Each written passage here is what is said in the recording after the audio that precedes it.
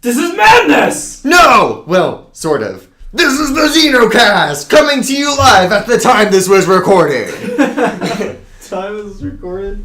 I like it. Alright. Alright, you have your host, Joshua Gould and Daak Huber, here with another great episode, number 10. That's not a joke either. That is my actual name. I feel like this is episode 10. I shouldn't be reading that. You have like a joke name. Nah, dude, like fucking, I don't know. Like, the Joker's name is Joe Chill. Or no, that's the guy that killed Batman's parents. Like, why can't I get some shit like that? Like, that's lame, sure, but like, fucking goddamn. Could have been fine with anything. Anything at all.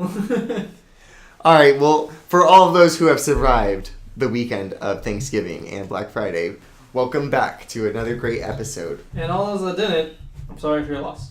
And if you know someone that didn't survive Black Friday, sorry for your loss. Let's cover those bases. I'm gonna, like I said last time, I gotta make like 5 episodes where I'm good. No bad jokes. Nothing come from over here, even though I know it's gonna happen. So, is it residual? Like, if you're good for a fifth of an episode for 5 episodes, does it count as one episode? No, it's gotta be the whole episode, which means it's never gonna happen. We all know how I am. Well, you know what? You're not the only one who has to worry about that kind of thing. So, in recent events, over the weekend, when I went over to my girlfriend's parents for the after Thanksgiving, they found out about our podcast.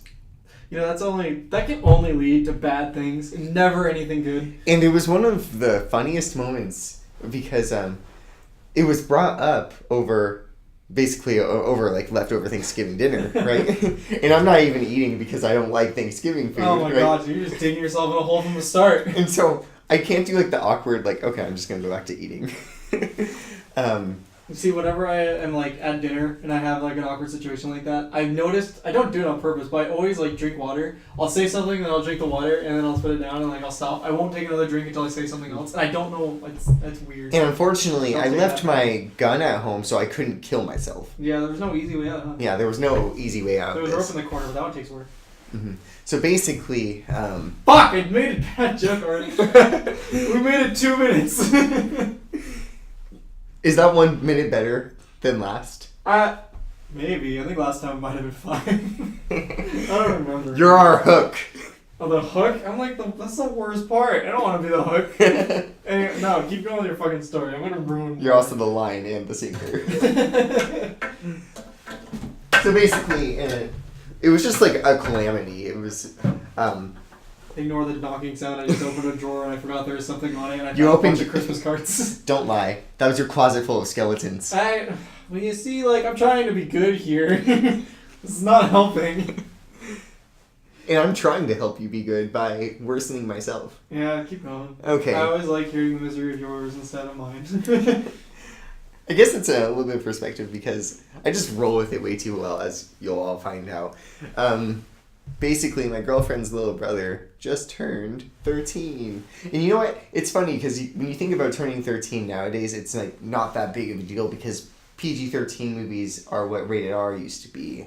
And so on and so forth. So we've kind of gotten a little bit numb to that, but becoming a 13-year-old is still like a huge deal to, you know, to the 13-year-old. To the 13-year-old. I mean, you and me, we're in our 20s. Like, we don't exactly. Like, I don't know about our listeners. I mean, from the judge of it seems like they're all about our age, so you know. It's one of those checkpoint ages. And so it's like you look back and you're like, that wasn't a big checkpoint. 16, 18, and 21 were the big checkpoints. Yeah. 13 was just kind of like not a standstill, but it's like... 13 was welcome to middle school. It's like if you're doing a triathlon, it's like the first stretch, and then you get to the second event, and you're like, oh boy, I'm almost done. But then you realize you're not even close to being done. That's 13. We've already hit all of our checkpoints except for running for president. Yeah, that's fucking 35. Gotta wait for that. Exactly. Then we can rent a car? Then we can run for the... No, I don't think we can. Is it? I thought it was 23. Is it 23? It might be 25. It might be 25 you have to be to rent a car. So we're kind of... Well, I mean, luckily I can't drive, so... There you go. There we go. Anyways, at dinner. So, for his 13th birthday, he was allowed to make a Facebook account. Wait, really? Yes. Oh, man.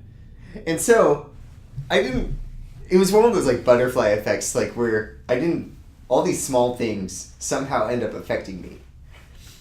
And her little brother really, I love the hell out of the kid. He's a really really cool kid, very creative. And obviously, he added me. He found out because I don't post much anymore, but I post weekly about our podcast.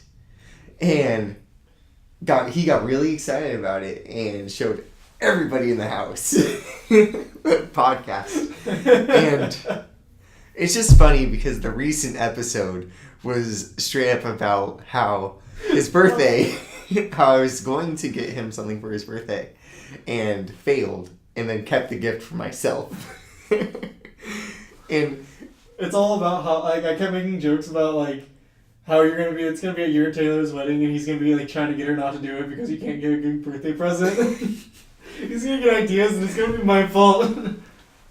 I'll single-handedly ruin your wedding. So, it gets brought up over the Thanksgiving dinner, and her dad talks about it, and it's like, and I didn't say anything. They're like, yeah, we listened to a few episodes, and I'm thinking, okay, well, this is like Russian roulette, where all the bullets are in the chambers because we don't censor ourselves. And he says along the lines of, yeah, of course I listened. I want to get a good gauge of who my daughter is dating, and it was definitely when I heard those words, I just kind of smiled and drank some water and thought, this is fine. It was that image of the dog sitting at a dinner table with everything on fire and he's smiling. This is fine.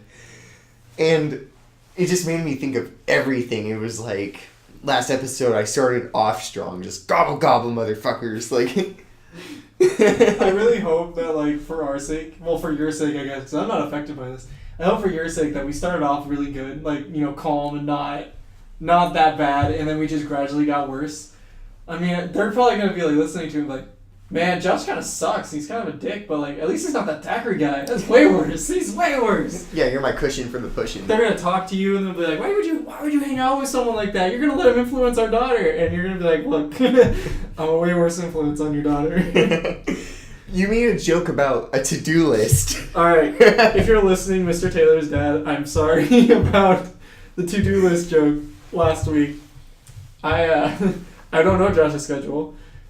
And he keeps telling me that he's really excited about Persona and not excited about the dates on the weekends.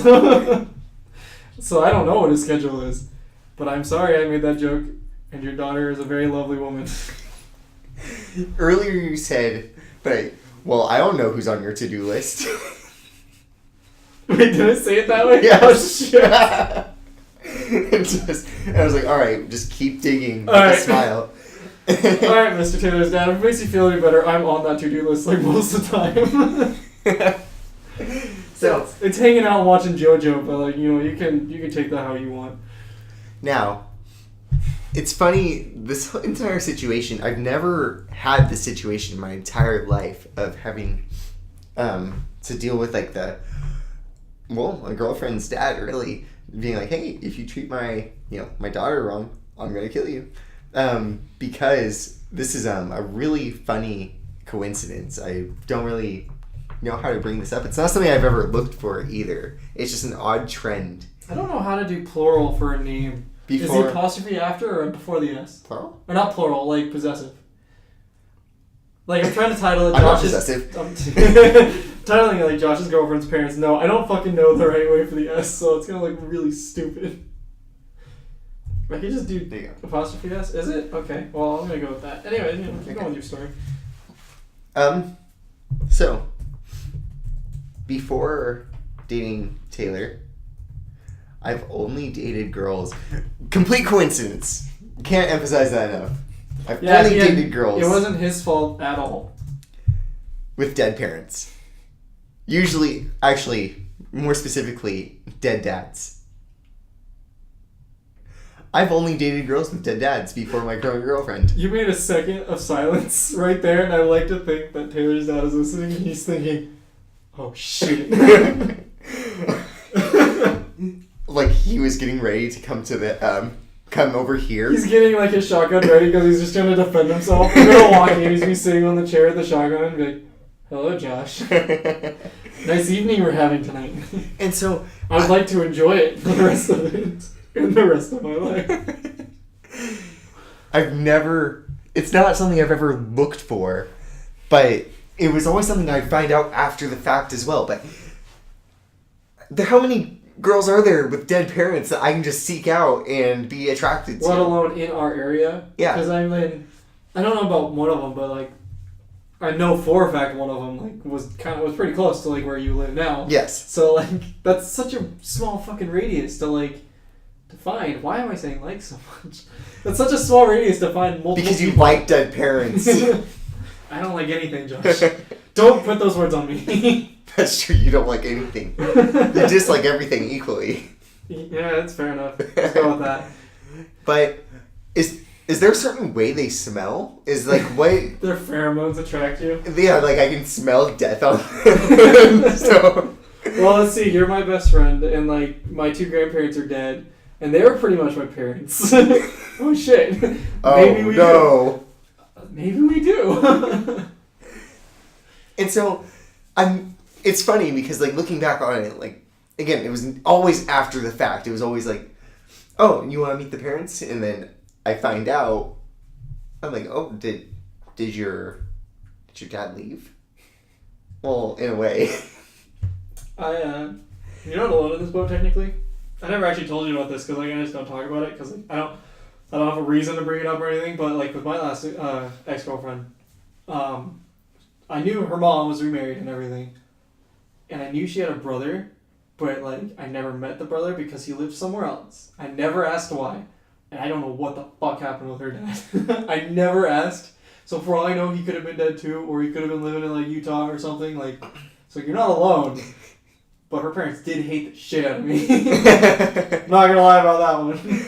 But so it's terrible to say. Okay, I would never, I never wish for anyone's parents to be dead. I love both of my parents. I do want to iterate, just in case anyone in my future is listening to this. They only hated me because they were super Mormon and I wasn't Mormon anymore. That was the main reason. That and like she ran away to my house for a while and lived there. It's because they caught him drinking an energy drink. That was probably part of it. I think I also came back when I smoked cigarettes. I think I came over and I had them in my pocket. That was before me and her started dating the first time too. Yeah, no, there's a lot of things. There's a lot of things. How Mormon of you. I don't know what you mean. I don't mean anything. Okay, sure. Anyways. Well, again, so I guess like it was weird because dating Taylor, I realized I don't know how to meet parents because I've never had to deal with the dad situation. Yeah. I had like 80s romantic comedies to go off of. You know, at least it wasn't the movie with Ashton Kutcher where like his boss has the boss's daughter is like... he like runs the car into their house and like loses the bird. Why do I remember that like movie? Meet the Parents.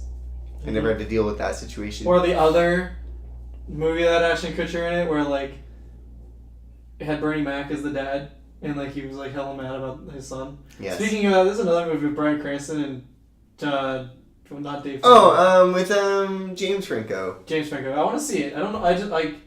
I said Bryan Cranston, right? Yes. I can't remember if I said his name or not. Brian Cranberry, yes. Yeah, I want to see that. I mean, like, it's stupid, and I know it's probably not going to be good, but I mean, like, I think it looks like it has potential, sure. I also want to see Christmas Office Party or whatever, because, like... I like how specific that title is. Christmas Office Party. It might be Office Christmas Party. I don't know. But you know exactly what you're getting. Oh, yeah, no, exactly. Like, oh, what is it about? I think it's about an office Christmas party. It looks like it could be this year's This Is the End, if anything, just because I feel like this year hasn't had good comedies. Yeah, it's, I think a lot of comedies nowadays are cop-outs.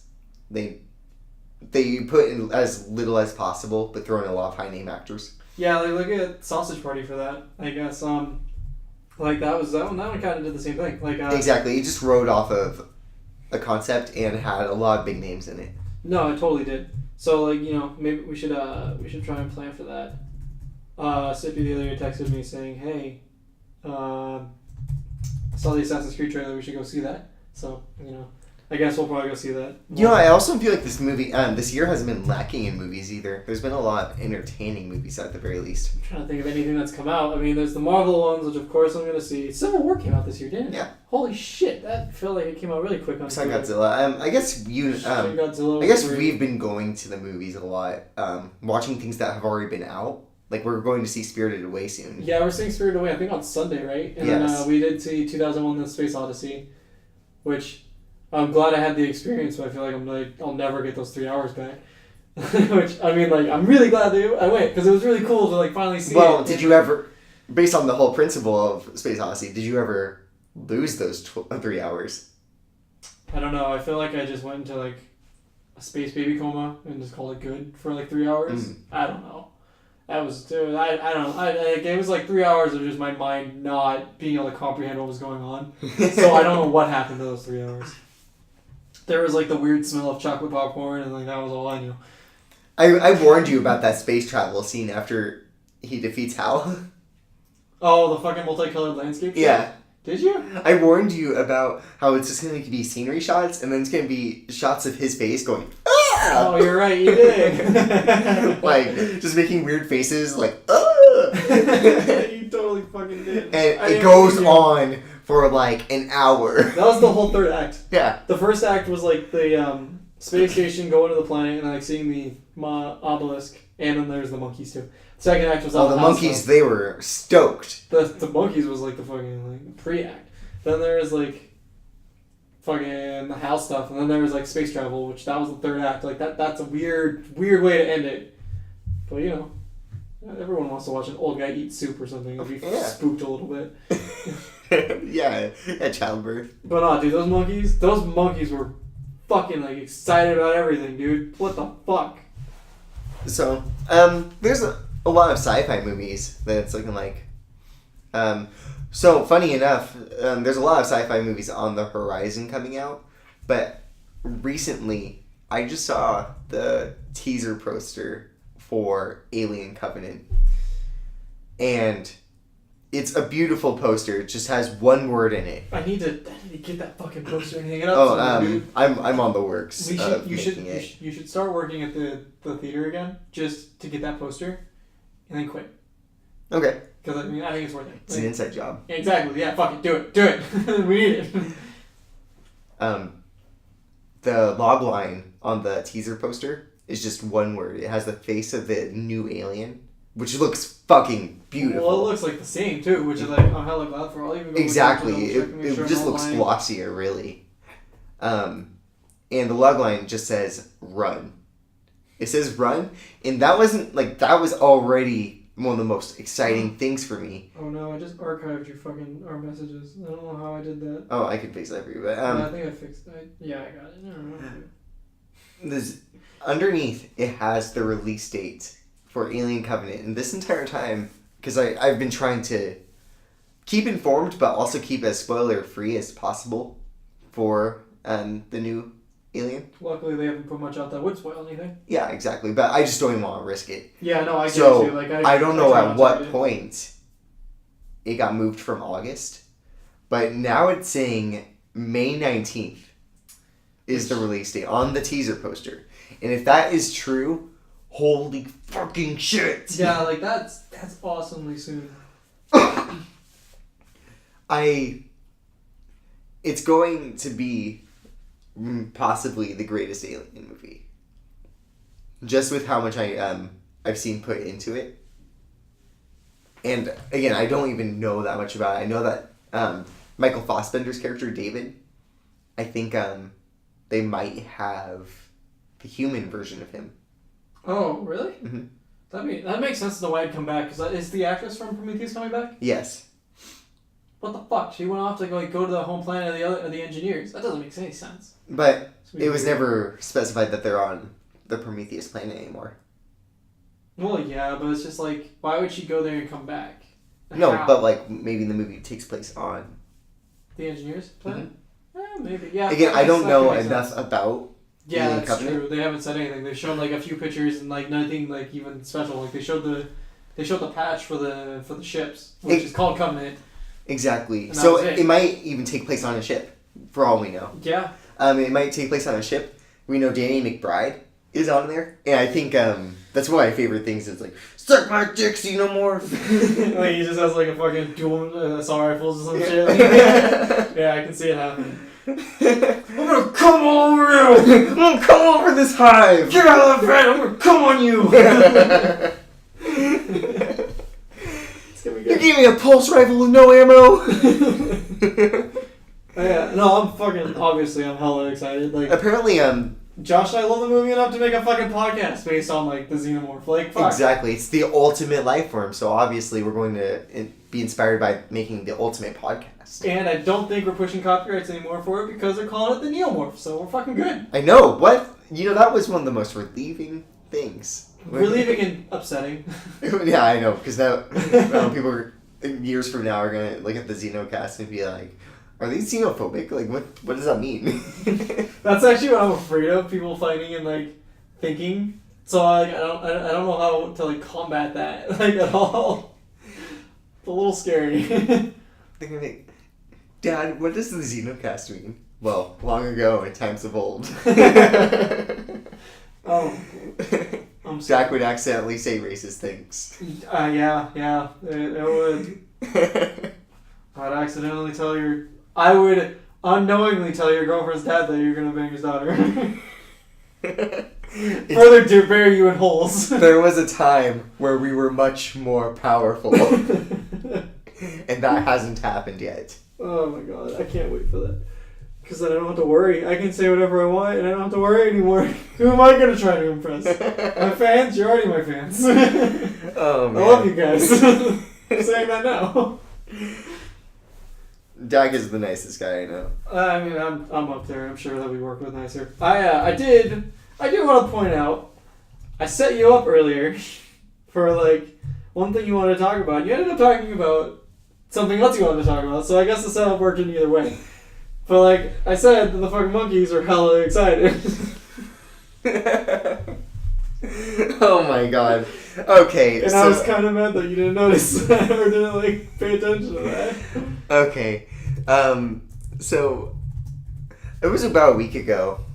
Daak and I, we had this really funny experience at the local gas station before coming back to. We tell so many stories about us hanging out that it sounds like that's all we do, but, like, I don't see you, like, technically don't see you 4 days out of the week, at least. I never see me. I rely on other people to see me. I don't even know I'm here.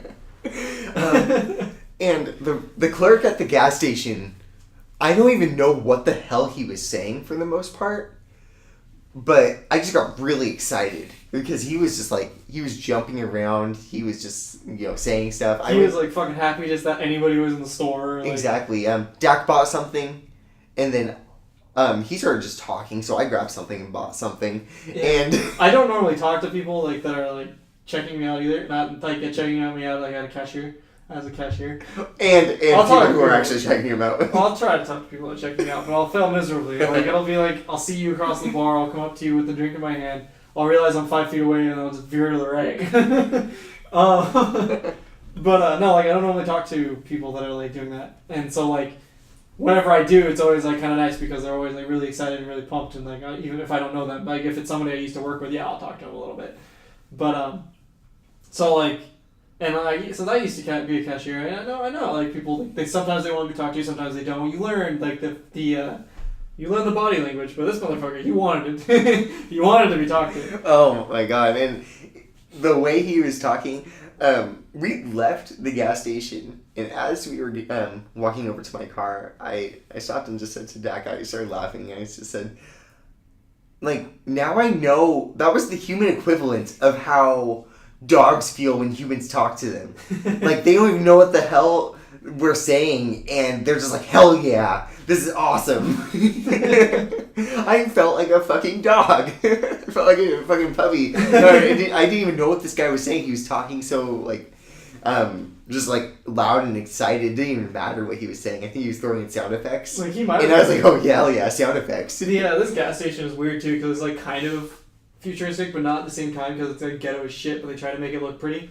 But it has, like, a touchscreen in front of the cash register that you can rate the person on there. And so, like, I normally try and give them a 5 just because, I'm a nice guy and I want them to, like, have a better day or whatever. So I tried to give them a 5, but I touched it, but I missed the 5. And it's one of those moments where it's like, this is an awkward situation. I'm just going to act like I hit it instead of trying to actually move my finger and actually hit it. You accidentally fired him. So, I hope he saw me try to right below 5 is report. And like if you don't type anything, it just assumes. It just assumes the worst. It's like when you call 911, but then you get like in like movies, you call 911. There's a serial killer in my house, but you're not able to say that. You get tackled, and so the police just come with like a SWAT team. So that's an interesting comparison you got there. I try my best. God damn it. So, not necessarily monkeys, but this country's being ruled by the dogs. Someone to the dogs. Well, no, this country's been for the dogs for a long time. Everyone here likes dogs better than cats, which kind of sucks because I have a cat and like Yeah, they drool. he's like the best part of my life, and it's like no one else will appreciate it like I do. It's a bummer because like I'm alone over here just liking cats. Like, But you know what though? I mean, I like both. Your cat's a sellout. It acts like a dog. My cat's just a piece of shit. I'm not gonna lie. He's a fucking douchebag. Never met a cat or any animal that's been more of a douchebag than my cat. I've never seen a cat follow its human as much as yours does. My cat, I don't know what the fuck it is. Like, he's like attached to me, like fucking at the hip, and it's stupid. Like people say that as a phrase, and I'm fucking serious. If he's away from me for more than a minute, he freaks the fuck out. Like, if he's sleeping and I'm out of the room, he'll find out. He'll wake up and he'll fucking look around like, what the fuck? And then he'll just start meowing. I'm surprised he isn't meowing now because I haven't really pet him since I got home from work. I'll go to the bathroom, I'll be in there for 5 minutes, and I'll hear him like meowing on the other side of the door, and he'll be fucking scratching the door and like trying to claw the carpet. And I'll just be like, hey, stop it, you piece of shit! Like, all the time. It's just fucking stupid. I don't know. Like, I don't know why. It's sadomasochism at its best. Back when we had a third roommate, I guess that would be technically a third roommate because it'd be a third person. Back when we had a third roommate, she would tell us about how when I would leave the apartment, like he would meow at the door trying to get me to come back. But like, I mean, obviously I'm not gonna come back. I'm going to work. Like, it's just like, see ya. This fucking cat is so goddamn ridiculous. He hates being locked in a room too, so like I'll let him in the bathroom sometimes, but he'll want out right away because he just can't stand being locked in the room. But I'll let him out, but then he'll realize I didn't follow him out, so he'll be on the other side of the door meowing again, wanting to come back in and be with me. And this is a fucking repetitive goddamn cycle all the time. This fucking cat is a piece of shit. I love the hell out of him, but god, fuck. Undisputed Deutsch. Yeah, no, he totally is. But he's good. Like, if the litter box is too dirty, he'll fucking meow and he'll wake me up at 2 in the morning and he'll let me know. And I get pissed off at him and I yell at him to shut up, like, for 5 minutes. And then I realize, oh, his litter box is probably dirty. If he can see barely the bottom of the food bowl, he'll meow and want more food. I yell at him to eat the rest of his goddamn food and he doesn't, so I fill it up anyways. God damn it. This fucking cat's gonna be the death of me. There's like this like realization that your cat is your world. He fucking is, and I don't know why. You only hate the things that you love. Yeah, that's true. Lucky for me, I hate everything. You dislike everything equally. Yeah. Let's go with that again. So I think you know about this, Josh, because I told you about it earlier. But yes. The Video Game Awards. Oh yeah, so I think it's the VGAs. I think that's what they're calling it still. They're coming up. And I thought it'd be kind of fun for us to go through the nominees and like for the categories. And I was looking at the categories a little bit ago, and there's a lot of categories, so we can just cut it short. Let's just do the main ones. All right, because there's a lot of main ones. Like so Game of the Year, obviously. I'll skip some, like if just in case. But I don't think anyone cares, and I don't care about like greatest sound quality or there's like best soundtrack or like best artistic direction or something. But I thought it'd be fun for us to like go through. I'll read them off, and then like you and me we'll say what we think who we think should win, and like who we think is going to win. Oh, definitely. Because like obviously we're not. Those are two separate things. No, exactly. So we'll start off with Game of the Year. I'm gonna have the list right here. There's Doom by id Software, which I already know you and me are gonna choose. Doom by id Software, Inside by Play Dead, which if you haven't played Inside, it's the same people that made Limbo, which had that it was back when demos were relevant on 360. If you played the demo, it was that black and white side scroller. There's like a giant spider at one point. Like fucking the whole game. It's like die a lot. It's like Dark Souls but a side scroller. I didn't see the point in the game. It's same with Inside. Like they don't look fun to me. They're just a side scrolling game. And that's it. And there's like not that much content, Overwatch by Blizzard, which of course that's gonna be on there. surprisingly, Titanfall 2, which that one Oh shit. came out at such a shitty time. It's really weird that came out or that's on there. Like I love Titanfall 2. I wouldn't say it's game of the year worthy. Remember when Dragon Age came out, Inquisition? Yeah, it came out like the beginning of the year that year. It came out like a month before the Video Game Awards, and it won. Really? Yeah, it came out really late into it, so Okay. it wouldn't be the first time I've heard of something like that. Yeah, it's just like it came out at such a bad time and it sold so under, sadly, but like it's surprising. I'm actually more surprised that like Inside is on like with a bunch of AAAs. Yeah, especially with Uncharted 4 being the last of those. like I think honestly, Overwatch is gonna win. I really wish Doom would win because Doom fucking deserves it. I haven't played any game. I played 1, 2, 3. I've actually played all these games. I didn't play Inside, but I watched my roommate play Inside. But I played all these games, and the only one I feel myself wanting to go back to constantly is Doom. Oh, easily Doom. And I think obviously that's the one I want to win. Between the ones I think that will actually win, probably Uncharted or Overwatch. Yeah, like those two seem like the best two options. I think the thing is with Overwatch, when I think of Game of the Year, I always think of a game with a great story. And so that's why... and Overwatch is strictly... Overwatch has zero story, Which, so that's why I think Uncharted has a chance. Yeah, like Uncharted definitely has a really good chance. Uncharted 4 was really good. I loved it. I think technically I bought a PS4 for it. Like I bought a PS4 and it came with Uncharted 4, so I was like... technically I bought it. But, so like, no, Uncharted 4 is really fun, and that's coming from someone that's the only other one I played was 3. I didn't play 1 and 2. I played the beginning of 2, but I got fucking bored. I'm surprised General Jousting's not on there. I'm sad it's not on there. So basically we agree.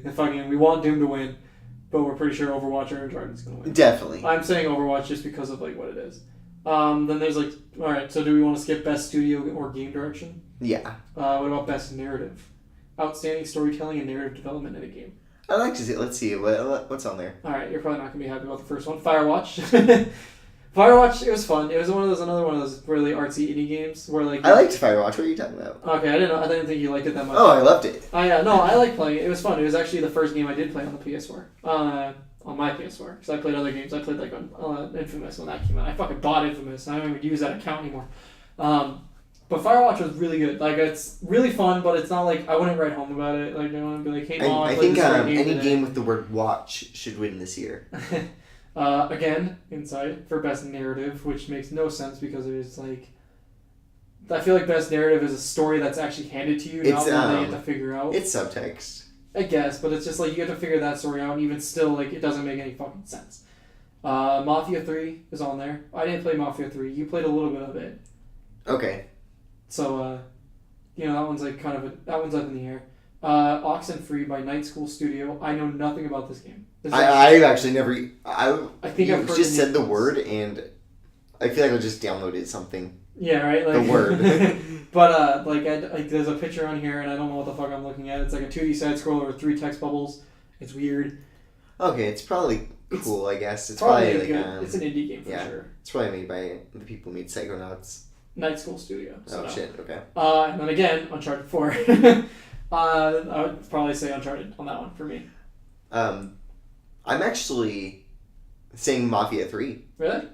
Mafia 3, the only thing that is not wrong with the game is its story. And when I say not wrong with the game... Yeah, I heard it's really glitchy. The story is like...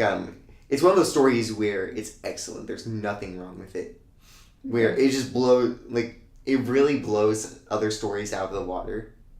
Where you don't even have to play Mafia 1 or 2. It helps. It gets supplemented if you've played those games.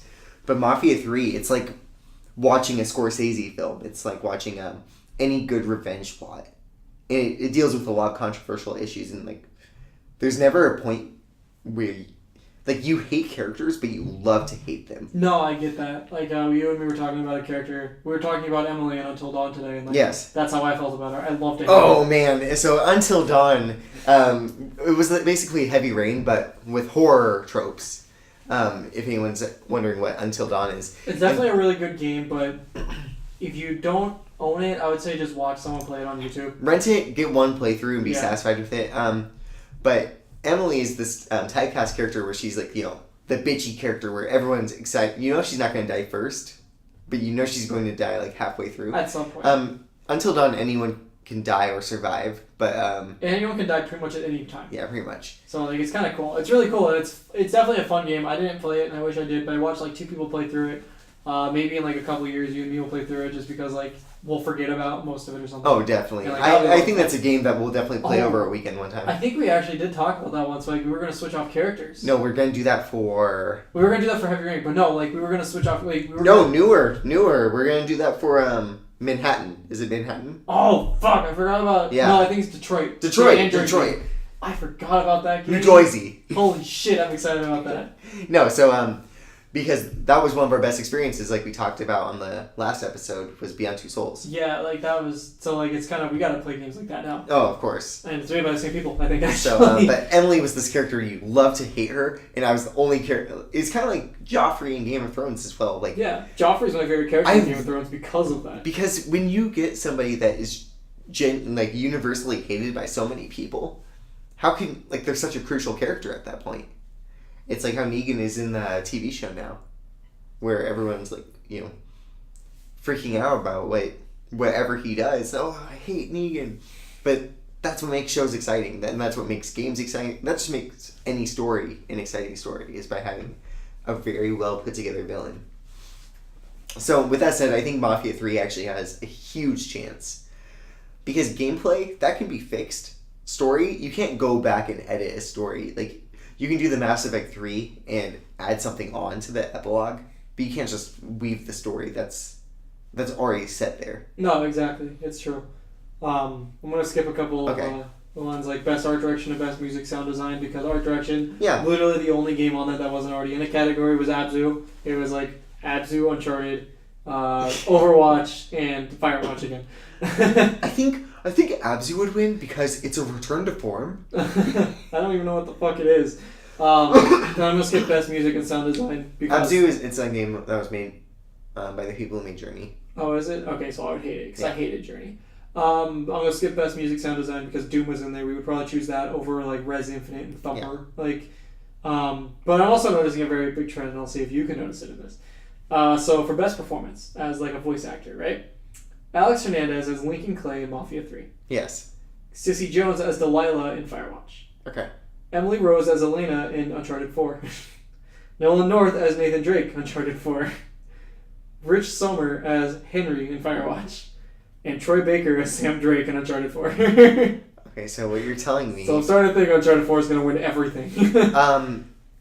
I think it would be great if it did, just because it's the send-off for the game. Yeah. Like, I don't want to see another Uncharted. But I don't want Uncharted to get everything. No, me neither. It would make sense for voice actors, because the interesting thing about Uncharted games is most of the dialogue is improv. Oh, really? So, they have the basic script, but that's where Nolan North got his start, was basically he was really good at improv. Okay, that makes sense. And so all of these characters like to really... I think Uncharted 4 is essentially because it's the more emotional of the Uncharted games. It's a lot less comedic. It's also more deserving of any award, really. Yeah. It's a lot less comedic. It's a lot more on the serious end. It still has jokes, but because of that, I think seeing that improv used in a non-comedic way really shines and like bring the characters to life. So it'd be cool to see Nolan North win it. Honestly, I was gonna say Emily Rose for Elena, just because like because of she blew the best chapter. She blew it out of the park on that game. Like it was crazy how good that was. And I think they might mocap the characters. I'm sure they do. If that's the case, then I think Emily Rose deserves it. Yeah, like she's really good. So like I think she deserves it, but yeah, you're probably right. Nolan North is probably gonna get it over Troy Baker, because like they always do. Of course. I'm gonna skip Games for Impact, which is like, a thought-provoking game with a profound pro-social media message, only because I'm pretty sure we haven't played any of them. Like 1979 Revolution, Block and Hood, Orwell, Sea Hero Quest, or That Dragon Cancer. That Dragon Cancer. I don't think we played any of those, so I'll skip that one. Best independent game. How many independent games did you really play this year? I own a PlayStation 4. Fair enough. Which actually, now looking at it, like it looks like everybody, like, you might have played all of them except maybe one. Actually, I know you played all of them except one. Okay, let's hear this. So, Firewatch, of course. You know, Firewatch, it's funny because I only spent a couple days on the game because it's... Yeah, I spent like 2 or 3. Yeah, and I didn't like do any side stuff. And so I don't really think about it that much, but when you mention Firewatch, I remember how much of a satisfying game it was. I remember liking the story. I thought it was really cool and really interesting, and it was it was cool. Alright, so after Firewatch we have Hyperlight Drifter, which I don't think you played that much of. Yeah, I own it. I played like probably 5 hours. Mm-hmm. Inside again, of course. The Witness. I don't know if you played The Witness. I've heard good things about The Witness, but the thing about The Witness is it has a $40 price point. It's also a massive puzzle game. Yeah. Like, the puzzles are all the same kind of thing, but like there's different ways to solve it. So the issue I have with The Witness is since it has a $40 price point and it's a puzzle game, it's basically saying, hey, do you want to pay more than the average bear to get frustrated? I'm pulling up Steam for reference for the next one. Okay. Because the last one is my choice. Because out of all these indie games, I watched Inside, I played a little bit of Hyperlight Drifter, it was okay. And I did beat Firewatch, and I thought it was great. But I didn't put 37 hours into anything but Stardew Valley. Does that come out this year? Yeah, what it the did. Fuck? Stardew Valley is like the game that's made for me. I don't know what the fuck it is about games like that. Like you can attest to this. I know. Games like that, I fucking play the shit out of. So I got 12 out of 40 achievements in that game. I played it for 37 hours. I was freaking out about not being able to marry somebody. Then I married her, and I realized I regretted that choice, and I wanted to marry someone else. Wow, what like real life? It fucking destroyed me. You know what's funny is that's something we never mentioned before. Is even though you play such diverse games, I play such brutal fucking games, but my favorite games are the casual games like that and Animal Crossing. Yeah, you spent a lot of time. I spent over 200 hours in Animal Crossing, and like I still want to go back and play it, but I don't know what else to do anymore. Like, sure, I didn't build my house the biggest, but I don't want to because like I got happy with what I had. I started the game over like 3 times. I had what a concept! Amiibos, just like, being happy with what you have. But no, like I think Stardew Valley should win. Also, it does kind of help a little bit that my assistant manager, when I was back at the grocery store, dated the guy who made its sister. Oh, or something like that, or maybe it was like it might have been his fiance's ex-boyfriend was the one that worked on it. Something like twice removed or 3 times removed. It was something like that. Okay, but like that was kind of interesting. It was just like that was weird, like because like I didn't realize that I was actually that closely like I was that close to knowing the guy technically, even though there was no way in hell I would have met the guy. I say Firewatch or Stardew Valley. Probably Firewatch. Stardew Valley is gonna get multiplayer eventually, so should you ever decide to take that jump, let me know. we can start a life together. You don't understand how badly I want to do multiplayer for that. I told Tabs that if when it comes out, I will buy it for him because I want to play it with somebody. We could live a humble life together There's on a farm. We can have cows and chickens and ducks and goats. We can settle in for the winter and not grow any crops because nothing grows in the winter. Fucking game. Okay, so all right. You are a sad human being. Man, I live my life in video games, but I don't live my life in life. If being a farmer was that easy, I would totally. So next one is gonna be best mobile and handheld game. I'm only doing this because I know that we actually did play a few of these. Okay. Well, maybe only 2 of them, but but it's kind of sad that mobile games and handheld games that gets a category together like. Oh yeah, like how are you gonna put like Candy Crush against? Well, Clash Royale is actually on there. Okay. Which that's number 1 on here right now. It's not like an order for who's gonna win kind of thing. It's just like this is the order, just have the order they have it. But there's Clash Royale. I never played it. It's a phone game. I'm never gonna play it. Fire Emblem Fates, which I did play it. I played the crap out of it. Every once in a while I want to go back to it. You might have played this one, Monster Hunter Generations. Yes, I did. I know you like Monster Hunter. I don't know like if you played that one. Pokemon Go is on here, and then a game called Severed, which it looks like it's a phone game, and it looks like you just cut off limbs of like monsters or something. I don't know. I don't know what that is. It looks kind of interesting. Okay, this one I feel like is a surefire. If it doesn't win, then like how are you gonna have a game like a mobile phone game against a game like Fire Emblem? Well, all right. So the thing with Fire Emblem Fates is I love Fire Emblem ever since Awakening because that's what I started with, and I can't go back to the others because this is too hard for me, and I don't have the patience for that. I love Fates, but Awakening was better. Like I agree. Fates felt like it was a step back, and I don't really know exactly why, because there's a lot of things they improved on, a lot of things they changed and fixed, and I do love a lot of the characters, but the characters didn't feel as interesting as they were in Awakening. I feel like it got dampened down because they did the Pokemon strategy, and they had two different games. They had 3 games, because they had Revelations as well. And so what ended up happening is I feel like I met half of the cast, and I spent most of the time playing Birthright. Yeah. Wanting to know the characters from Conquest. No. Because I felt like I was getting half a game. And so I think Awakening, because it's inclusive, it's the better one. Yeah, it's easier to take in everything. That and like nobody can replace my babe Cordelia, so I got like a little attachment there. But like that's what Revelations is for, because you can get literally everybody in both games from both games. So Revelations is the one to fill that void right there. Revelations was I enjoyed it more, but it wasn't as good as Birthright was. I didn't play Conquest, but I think Conquest was actually the best one, which is kind of a bummer. It's got like the best characters too. Like it's got Elise and Xander and Leo and Camilla as your family. All right, we're talking about Fire Emblem, but no one's gonna know what we're talking about. But to be fair though, I think we're looking at personal preference. When you look at Fire Emblem from like an objective standpoint, it's definitely the better game. Probably. I mean, I don't play Monster Hunter, so you're the only one here that can actually attest to that at all. I think Monster Hunter, the thing with Monster Hunter is like with Fire Emblem, you can just jump straight in and get a good grasp. With Monster Hunter, the game doesn't get fun until 10 plus hours into it. And that's kind of a bummer. Like, it's cool that, like, you can play 10 plus hours and be like, shit, I want more of this at that point still. Because the game rewards you over time. Okay. And then it's basically, when you're going up a roller coaster, it's very slow. Then you get to the top and then you start going down. And it's very exciting. That's basically the whole final thing, and it's great. Okay. But it takes a while. It takes a while to build up. And so I think we live in a time now where... we don't have that time. Well, exactly. At least you and me both. Like definitely. But other people. That whole genre is popular, especially in mobile games, people like that, like God Eaters like that. What's that? Tokyo, like Kiwami or whatever it was called. Okay. Yeah. So you don't think Pokemon Go has a chance? Pokemon Go? Yeah. No. Okay. Too many complaints. I kind of agree with that just because, like, the fan base dropped off really quick. There's still a lot of people that play it, but, like, I mean, even I'm included. Like, I'll hop on every once in a while ever since they added Ditto just because I want a Ditto, damn it.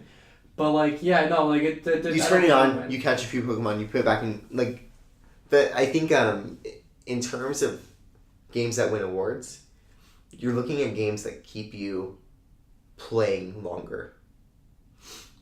So, again, we'll see. But those are my predictions. Okay. Yeah, like those, I mean, like, that's just, like, that's such a weird category because, like, I don't feel like any of them should win. But, like, obviously something's going to. It's going to be a surprise no matter what it is that does. The next one's going to be Best VR Game, but we'll skip that because I have a little bit of experience in VR. I don't know how much you have. 0. Okay. So, I'm surprised because Chase has one, so I'm surprised you just haven't tried it. It's good. No games that interest me. Well, you need to play the Rick and Morty game. Or not Rick and Morty, but the one that's made by Jesse Roiland. Yes. Fucking hilarious. I need to get Chase to buy it, to get it. So we'll go to Best Action Game, I guess, then. I already know who our winner is. But we have Battlefield 1. We have Doom again. Gears of War 4. Overwatch. Titanfall 2. And that's it, actually. Do I need to spell it out for you? Okay, so basically all the time we're going to say Doom. Like, we're always going to have Doom win.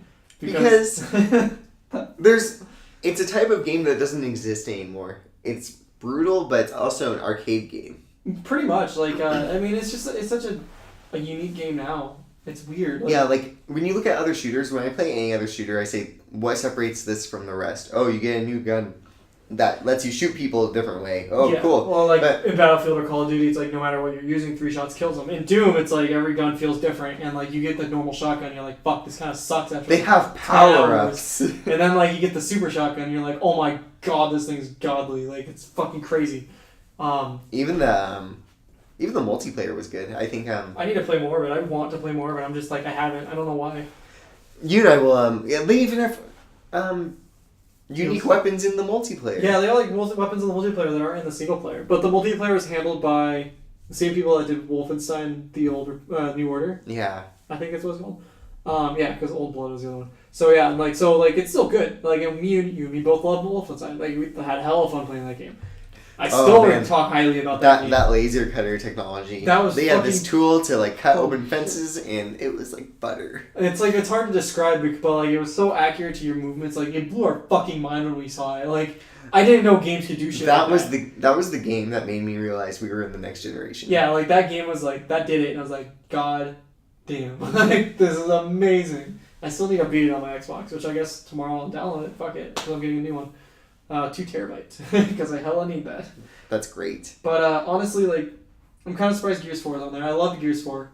You didn't really play much. You played the Horde with me once in the multiplayer, and like we enjoyed it. We had hella fun. Definitely. But I don't think I guess like the way I can explain it from my experience, you played the campaign. You played more of the multiplayer. Oh, my only experience playing Gears 4 was following a naked guy around for safety. It's true. It's definitely true. But like Gears 4 is definitely fun. Like it took everything that made the first 3 great and it made it even better. And like the characters were still great. I'm actually kind of upset that it's not in the storytelling or narrative one because like I would have said Gears 4 because it was such a good way to pass the torch to the new characters and like it left it off on a fucking huge ass cliffhanger that I just want to know more about, and I want to like fucking continue the goddamn story, but I have to wait another 4 years for that, which sucks. That's insane. And then there's Overwatch, of course, which I mean, we both played Overwatch. I've never gone back to it. Like I probably did it like once or twice, but like I just got bored. I don't know. I can't. Multiplayer games like that can't keep me entertained. It's a great game. It's definitely because it's simple in design, but the characters are so diverse. Like to have so many different characters and have them all play differently in a shooter. It's crazy. Yeah, that's insane. Like the fact that Blizzard was able to pull it off so well is fantastic to me. I'm in a weird place with Blizzard where I love Blizzard and I respect the shit out of them more than almost any other game company, but I don't play any of their games. Like, cause I just like I don't know what it is. It's just like something about their games I just can't stick with. Overwatch might be the only Blizzard game that I truly adore. I mean, I like Diablo. I like games like Diablo, but like I didn't play much of Diablo 3. I don't like the art style of Warcraft or Diablo. It's very cartoony. It's very that's kind of Blizzard's thing. Probably, but Overwatch it's like a magnificent design. Yeah, but it's still like really cartoony as well. In the booties. Well, Mr. Taylor's dead. Is he still listening? Glad to have you here. But no, like Overwatch is still a great game. It's fantastic, but like I just don't see why people are able to play multiplayer games like that for so long and still be entertained by it every time they play the same fucking map for like 30th time. I'll tell you why. Motherfucking competitive gaming. That's basically the name of the game. Is you play something that's simple in design and you learn because other people are learning, so you get the joy out of playing against other people. Yeah. Okay. I guess. Yeah. And it's classified as a competitive game. So because you can apply the same thing you just said to why I play Street Fighter. Yeah. Sure. And I'll go, yeah, you're right. It is the same thing every time. But then after that we have Titanfall 2. You didn't play Titanfall 2, so I'm the only one here. I guess I can speak from experience on it. But I mean, hands down, yeah, I'm still gonna say Doom should win, or like, but that's just me. Titanfall 2 did such a good job of improving on the first game. I think we talked about it a little bit a few weeks ago, but it's such a good job of improving on the first game, which I did love the first game, and I played a lot of the first game. But like, I don't know, like it was so fun, but it's just like even now, like it's probably the only deathmatch game I play now, but it's hard for me to go back to it and want to keep playing it. Like I'll play maybe a match and then I'll switch over to Skyrim or something. Mm-hmm. But I'm also the kind of person that just plays single player games most of the time anyways. So I guess I'm a little unbiased in that or like something like that. But no, Titanfall 2 is great. I didn't even play the single player. I watched Chase play it an entire day. So like I saw it all and I knew what was going to happen and everything, so I just haven't bothered to play it yet. And I mean, it took a lot of like ideas from, or not ideas, but it took a lot of learning from like Doom and from Portal, surprisingly. Really? Yeah, like there's some weird part, like there's a part where like you get a thing that makes it so like you basically on your wrist you eventually get like a thing that makes it so you can switch time periods. What? So, like between from when this place is destroyed, which is the present time, to like when this place isn't destroyed. And like there's one part where you're falling through an air vent and like you have to switch between when the fans were working to when they weren't working to when there's debris on the ground to when they're working again. That would be the part where I'd fucking die. Yeah, no, yeah, you're so bad at platformers. It took Josh an hour to get through a part in Doom. That takes me 2 minutes. Oh my god. I would see that and just accept my fate. So, what time are we at? We're at 55. We got a few more. Okay. So, I'll skip action adventure because there's a few on there. There's like Uncharted is on there, Ratchet and Clank, Hitman, okay, Dishonored 2. I don't really know. You know, it's really cool to see Doom on so many categories, though. Oh, dude, it's so cool to me. Yeah. We'll go with Worlds playing because I feel like this one you'll be a little bit invested in. RP Jesus. Alright. We have Dark Souls 3. Okay.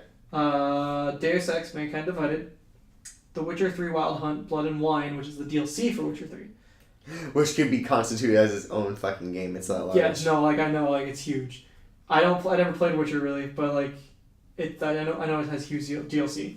World of Warcraft Legion and Xenoblade Chronicles X. See, I can't really put much of an input on this one, personally, because the other one I played on here was Xenoblade Chronicles X. I played a little bit of Dark Souls 3, not my kind of game. I don't have the patience for that.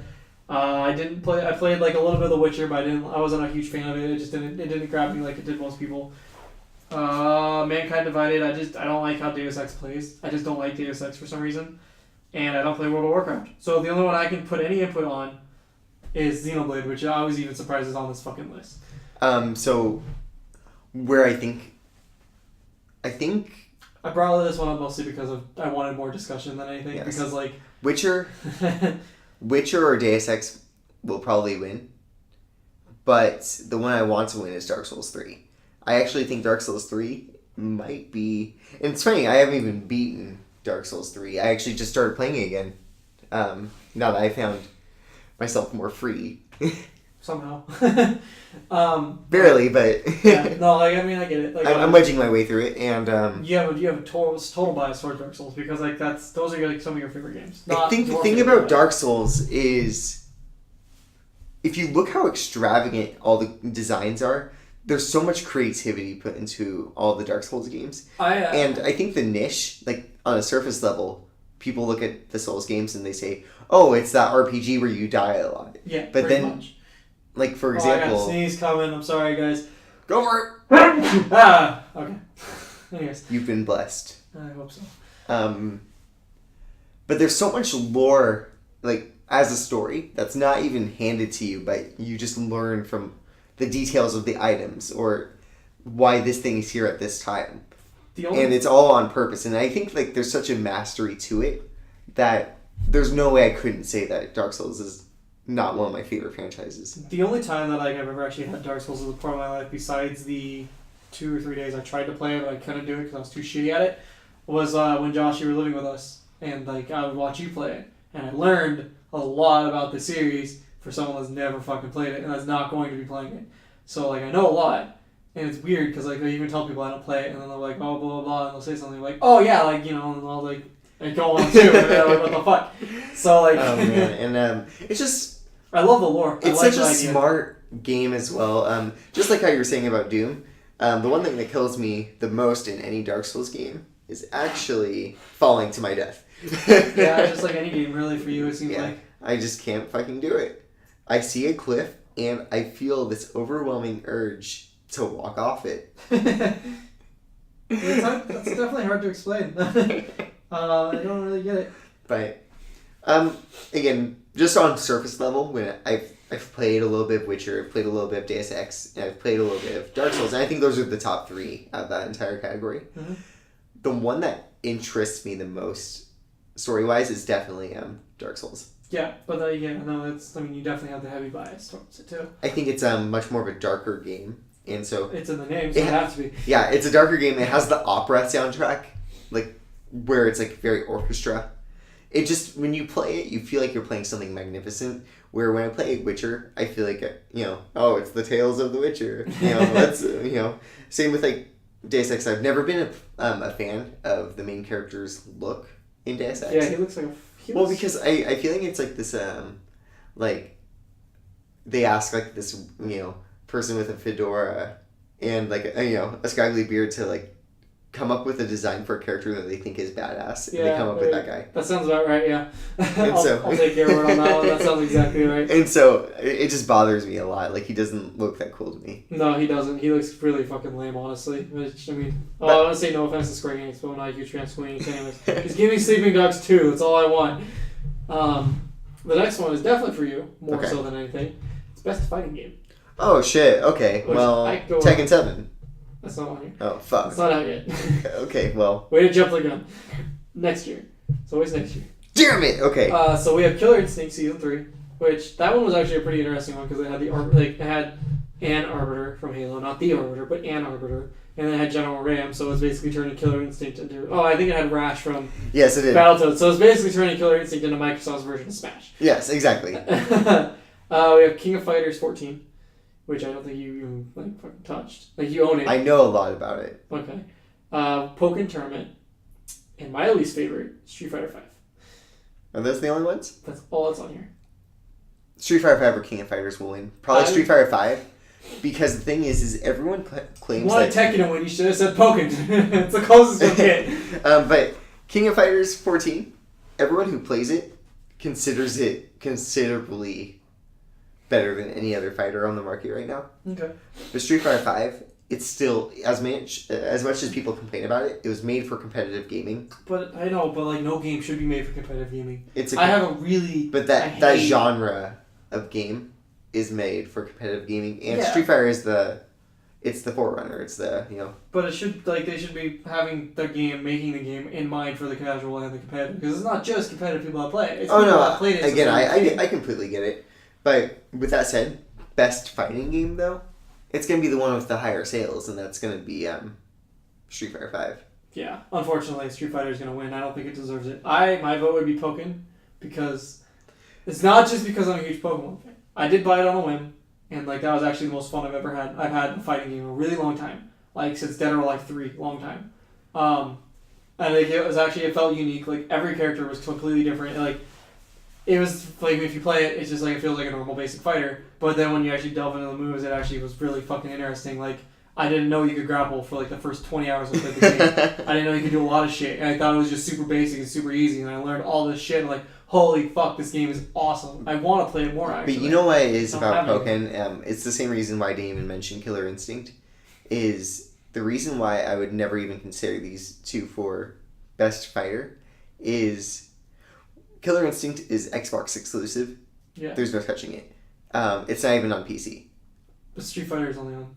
It's on PC and PS4. Yeah, but it's still it's But exclusive. a lot of people play it because it's on two systems. A lot of people play on PC.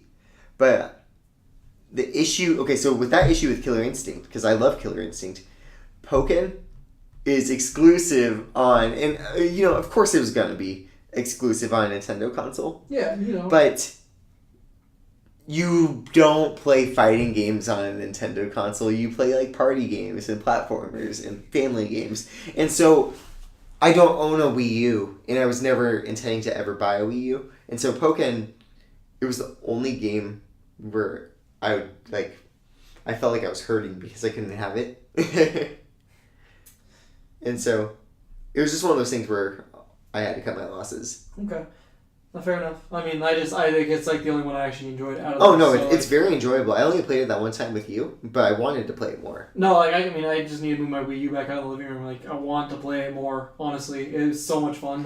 Because it had Pikachu with the Stone Cold Stunner. Luchachu, dude. Luchachu was the best. Oh my god, it had the Stone Cold Stunner. That's so funny. I hate that Sneasel became my best, or Weavile became my best character, but because I wanted it to be Luchachu so bad. I'm gonna skip best family game and best strategy game because the only best strategy games that we even haven't had any idea of is Fire Emblem and XCOM 2. Yeah. Which probably XCOM 2. Oh, and it's best sports racing game. I'm gonna go to best multiplayer game, and this will be the last one. Okay. So on here is Battlefield 1, Gears of War 4, Overcooked, Overwatch, Rainbow Six Siege, and Titanfall 2.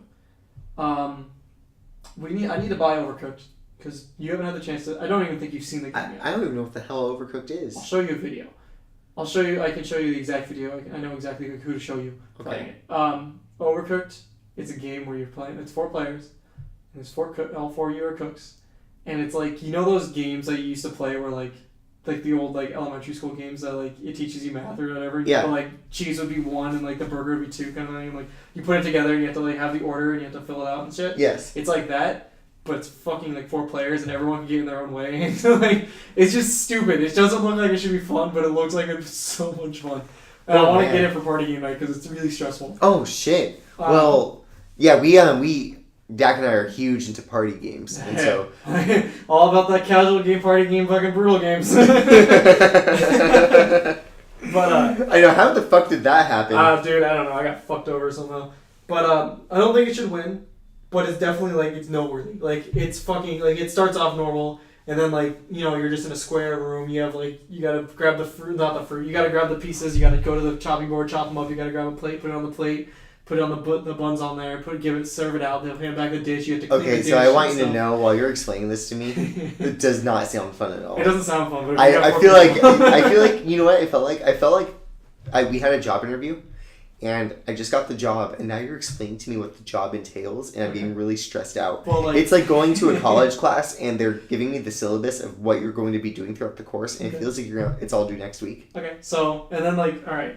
It's kind of like that, yeah. I'm not gonna lie, it's kind of like that, but it's like it would be fun because like we would actually. Fuck this game. But I'll show you stuff. But like later on, you get to like on a ship where it rocks back and forth, and so like half the counters will move, and so like there's like one side where it's like a U counter, right?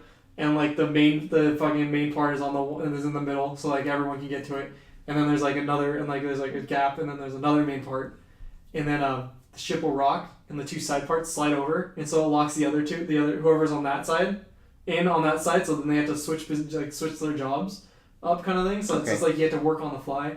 There's one where it's like there's 2 half of vans, and it's like half the kitchen on it, and like the other half Daak, of another van stop. that goes back and forth. Please stop. It sounds so stressful, and it really is, but I want to play it so bad. There's no way you can describe this game that's going to make it sound fun. I'm going to show you a video later. Gears 4, it's a lot of fun. The multiplayer, there is some things. It does have its own problems. The multiplayer, I want to play Horde more, but I think the only reason I haven't is because I don't have anyone to play with besides you, which tomorrow, like I said, I'm getting that 2 terabyte console, and it comes with Gears. I was going to give that to our friend Tabs. Nice. And then I'm going to eventually convince Matt, who I'm selling my current Xbox to, or already did sell it to, he says doesn't have it yet because I got to transfer my shit over. He's eventually going to buy it. So that's 4 people right there, and Sippy also is going to buy it. So nice. That's 4 people. But like Gears 4 is a lot of fun. Definitely improved on a lot of stuff. Definitely failed on a lot of stuff. So like it's not gonna win. Overwatch is gonna win, of course. Let's be real here. Overwatch is probably gonna sweep the fucking awards. Overwatch deserves a ton of awards. There's certain ones that it doesn't deserve. It deserves multiplayer. But it does. Easily deserves multiplayer. But Rainbow Six Siege is on here. Every time I hear people talk about Rainbow Six Siege, the more like. They'll talk about it. They're like, "It's a good game. Yeah, it's fun. You should check it out if you have the time." Next time I talk to them, they'll be like, "It's fucking great. You gotta get it." And like the more like every time I talk to them about it later on, they love it more. I think so. If this was like a long haul kind of deal, Overwatch is the type of game where you play it immediately and it's fun. Mm-hmm. Your first match is always going to be a great match because you're learning things and you're like, "Whoa, this is crazy." Rainbow Six Siege is the type of game where it's okay at first. It's actually probably a little bit above average, and the more you play it, it starts to get better. And I think, personal preference, I would probably want to play Rainbow Six Siege over Watch. Yeah. Over Overwatch. Yeah. No, Over. We need to get it, but if we do, we should get it on Xbox. Just because my brother has it, and like that'd be fun to play. And like my brother has played games like that since before I knew him, so. You know, I feel like we're, our first matches together. I got no sneeze. I'm gonna shoot through a wall and accidentally kill you. It'll happen. It's gonna happen a lot. So like don't worry too much about that. But then there's Titanfall 2, which we've already talked about. Exactly. Overwatch, honestly, I think even like I'm not a huge fan of Overwatch. Mm-hmm. It deserves it. I think it deserves multiplayer at the very least. Exactly. If you have any opinions on the video game awards and what you think will win. Feel free to comment or message us. Yeah, let us know like what your opinion is on that, because I wouldn't mind I want to know. I want to know like everyone's opinion. They're like, we can even bring it back up the next week and like we can argue about it and stuff, and it'll be fun. Exactly, and we do now have a Facebook page. We are slowly expanding the hive. Very, very slowly. It is facebook.com/the Xenocast. I hope that's the link, because I don't know how Facebook links. It is. We'll both. I personally. Okay. Made it. Well, I'm glad you do. We'll both be posting stuff on there. I guess like right now, Josh, you said you wanted to make it so like we find funny pictures instead of sending it to each other. We'll just put it on there. Exactly. So like I guess we'll probably do that just so like at least so it's not inactive or anything. I'll try and post stuff on there, but I don't even know how to use that pages like that, so that's gonna be interesting. But like it'll be fun. And so like now we actually have like a way to be out there more and yeah. it So works? yeah. All right, sweet. So just facebook.com/the Xenocast, all one word. All right, awesome. And so yeah, how'd you know? we'll be active on there. We'll be posting all of our episodes on there. I've already uploaded the first 9, soon to be first 10. Okay, sweet. And so yeah, I guess like it's gonna be 10, isn't it? Jesus exactly. Christ. We'll be highly accessible, and we are slowly expanding the hive. Every time we talk about we're gonna build a website this weekend, we're gonna try and find another media for us. It's like Shit, we're sounding like Trump. we're promising, we're not going through with it. It's all because like on the weekends is the only time that we actually get to hang out and have fun, and so like we kind of just forget because we always end up coming over, or you always come up over like at the same time as someone else is already here, and we don't really want to do stuff like that in front of another person, like when we're like, especially when I'm the one that's the host and I'm trying to like entertain everybody, but like You're the host. I'm also a host. Oh my god! I feel like my chest is about to burst. But like so like that's like definitely something that we gotta do on our own time, but like we gotta fucking set aside some time on some weekend to eventually do this. Yeah, I'm saying sooner rather than later you'll be seeing a website, and it'll make it much easier for our episodes to be accessible to all of you. I'm definitely hoping to make it easier. And like it shouldn't be too hard. It should be pretty easy. Alright, without further ado, we are coming to a close. I got Final Fantasy 15 early today. So Josh is really wanting to get home, so... And so I will be having my full review on that for next week's episode. Full review? Are you going to beat it in this whole week? No, but I can still give a full review. Sure. Or, maybe a half full review. Or if it's bad, a half empty review. We'll see. From first impressions, reviews are already coming out. I think a lot of people are looking at this game with nostalgia goggles, and it's hindering people from enjoying it. So I'm just going to go in and just take it as it is. If something's bad about it, I'll note it. So I'm very good about having a biased and unbiased review for pretty much everything. No, you're pretty good about that, except for Arrival, apparently. Because Arrival... Alright, I'm not even... This is... We're not getting into this again. There's this website I follow, and they had this post that said like 10 reasons why Arrival is the greatest sci-fi movie of the decade. Okay, I didn't go that far. And so I liked it, but I want to say it was like I read that and something in my brain bursted, and so I can't even talk about Arrival. All right, sure. I'm sorry to bring it up. But yeah, it's a special illness. Yeah, catch us next week. Fucking follow our Twitter. It's at the Xenocast, I believe. I'll put a link in the bottom. Go on Facebook, like our Facebook, which I'll put a link in the bottom. Follow me on Twitter. I'll put a link in the bottom. I'm gonna try and force Josh to get a Twitter. And I'll put my links in the bottom. If he does have a Twitter, I'll put it on the bottom. If not, I'm gonna fucking put it on his bottom. Or something. And we'll be stay tuned next week to find out who killed Laura Palmer. The link will be at the bottom. And I hope you guys have a good night.